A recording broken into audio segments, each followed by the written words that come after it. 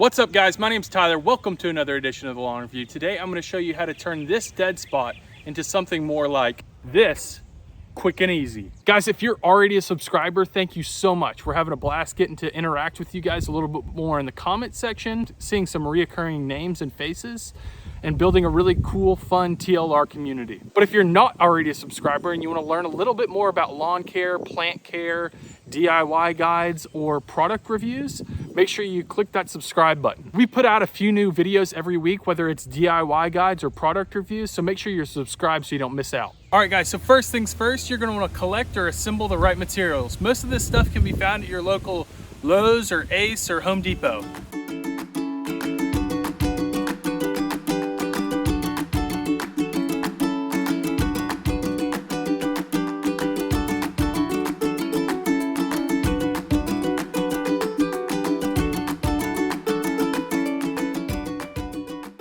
All right guys, so now that the soil has been loosened and it's ready to receive some seed, today I am using the Scott's Turf Builder Tall Fescue Mix. That's what I've got everywhere else. And I'm gonna be applying it with this Scott's Turf Builder hand broadcast spreader. So this is, I'm considering this new lawn up here. And it's telling me to turn my handheld broadcast spreader to number 5 setting. So it's pretty simple. It's just right on the right side of the handle. We're up at 1 right now. I'm just gonna slide it on down to 5. It's basically wide open at that point. Just gonna open the bag and dump it right in. I'm gonna actually dump it on top of the dead patch so that if I spill, it's like, who cares?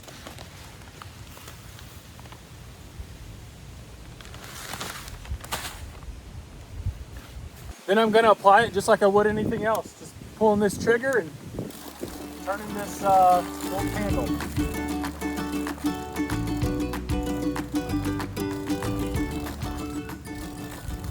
Next, I'm going to apply a little bit of starter fertilizer. Again, adjusting to the settings on the back. This looks like about 3. Okay, so I'm going to adjust this one to 3 and add my starter fertilizer. Since it's just a small amount, I'm not going to add a whole lot. There's just a little bit in there. Again, just like the seed.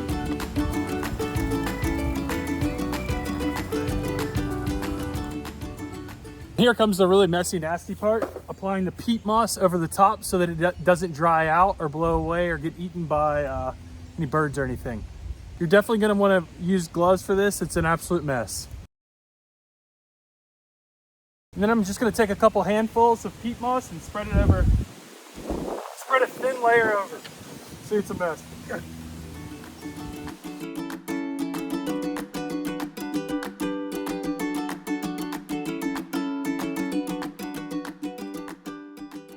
So I'm going to take a little rake over here and rake some of this in as well.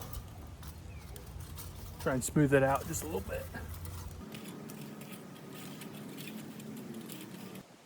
So the final step after you put the seed down, you've fertilized, you've covered it with peat moss, you've raked it in a little bit, is the final step is to just water.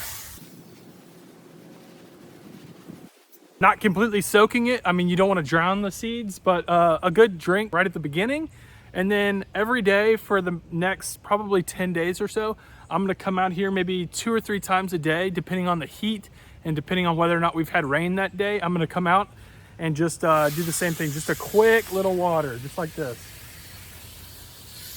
Just to make sure it doesn't dry out. That's the worst thing that can happen with seeds is it drying out. So just a quick recap. All you need to do is disturb the soil a little bit, depending on, you could use a flathead shovel, you could use a pointed shovel, you could use a little handheld tiller, you could use a little mini handheld auger. It doesn't really matter. You can use whatever you want.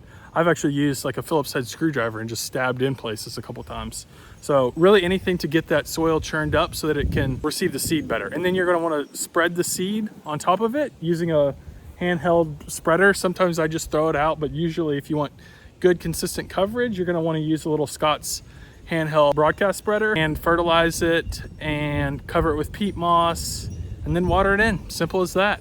But the key thing is not letting it dry out. So again, for the next 10 days or so, come out here and water it just a few times a day and you'll be good. Guys, thanks so much for checking out this video. Again, had a blast doing it. Make sure that you like and subscribe if you want to learn a little bit more about lawn care, plant care, and the right tools for the job. We'll cover all that here.